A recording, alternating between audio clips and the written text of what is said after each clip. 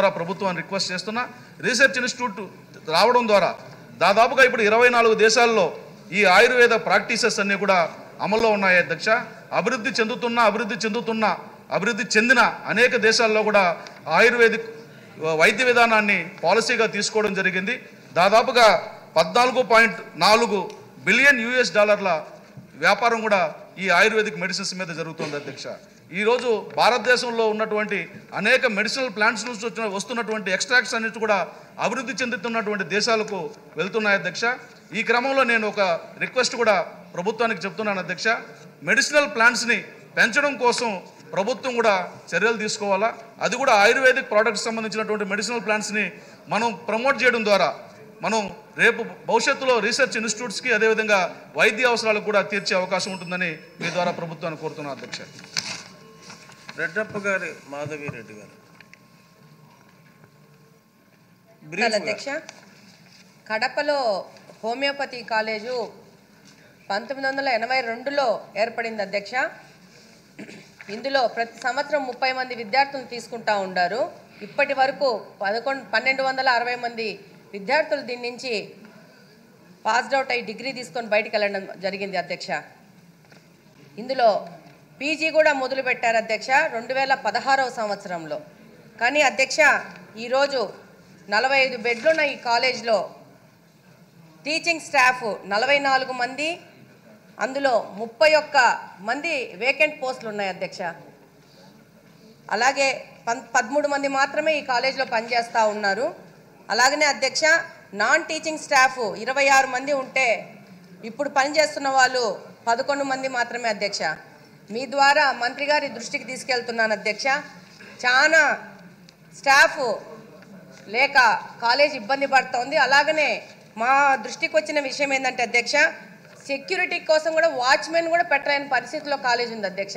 తప్పకుండా మంత్రి గారు ఈ యొక్క కడపలో ఉన్న హోమియోపతి కాలేజ్ మీద ఒకసారి దృష్టి సారించి దీని మీద సరైన చర్యలు తీసుకోవాలని కోరుకుంటున్నాము. అలాగనే అధ్యక్ష, ఈ కాలేజీకి గాను ఓల్డ్ రీమ్స్లో 50 సెంట్లు కేటాయించడం కూడా జరిగింది విత్ కాలేజ్ హాస్పిటల్ కన్స్ట్రక్షన్ కోసము. దానికోసము APMSIDC ప్రపోజల్స్ 24 కోట్లకు పంపించడం జరిగింది.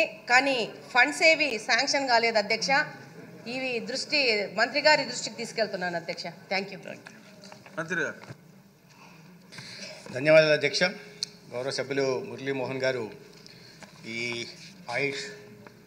ఆయుర్వేద, హోమియో, యునాని ప్రాముఖ్యత గురించి, వాటి ప్రాశస్త్యం గురించి వారు చాలా చక్కగా వివరించారు అధ్యక్ష. ఎంతో కొన్ని తరతరాలుగా మన మునులు, ఋషులు వాళ్ళ అనుభవాన్ని రంగరించి మేళవించి మనకు అందించిన ఒక అద్భుతమైన సాంప్రదాయ వైద్యం ఆయుర్వేద, హోమియో, యునాని అధ్యక్ష. అందుకనే దాని ప్రాముఖ్యతను గుర్తించారు కాబట్టి గౌరవ ప్రధానమంత్రి గారు ఆయుష్ శాఖను ప్రత్యేకంగా ప్రారంభించడం జరిగింది అధ్యక్ష. తర్వాత మన దేశం మాత్రమే కాదు అధ్యక్ష, అనేక గౌరవ సభ్యులు చెప్పినట్టుగా 46 దేశాల్లో మన ఈ సాంప్రదాయ వైద్యాన్ని పాటిస్తున్నారు అధ్యక్ష.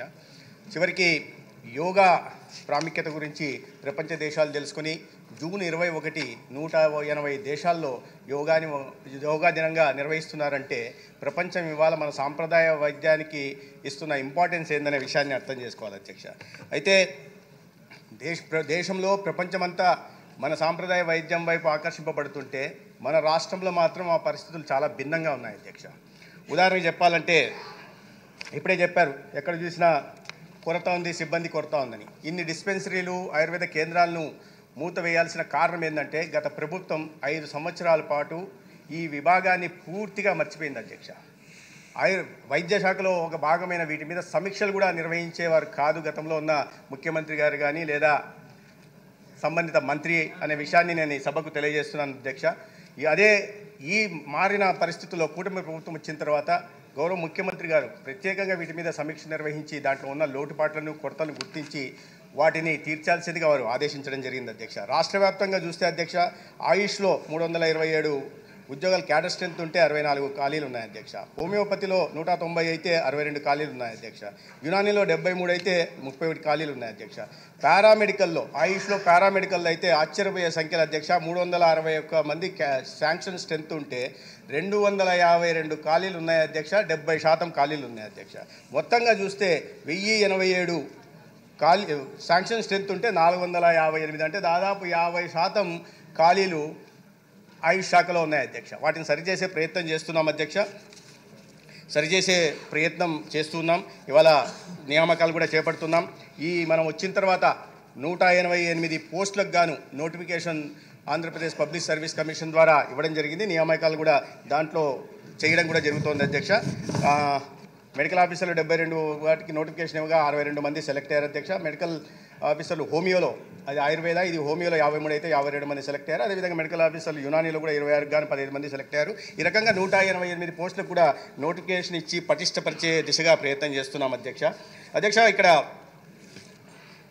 మీరు ఈ శాఖను ఎంతగా నిర్లక్ష్యం చేశారంటే, గత 5 సంవత్సరాల్లో అధ్యక్ష ఆయుష్ శాఖకి స్టేట్ యాన్యువల్ యాక్షన్ ప్లాన్ కింద కేంద్రం నుంచి వచ్చిన నిధులు 71 కోట్లు మాత్రమే అధ్యక్ష.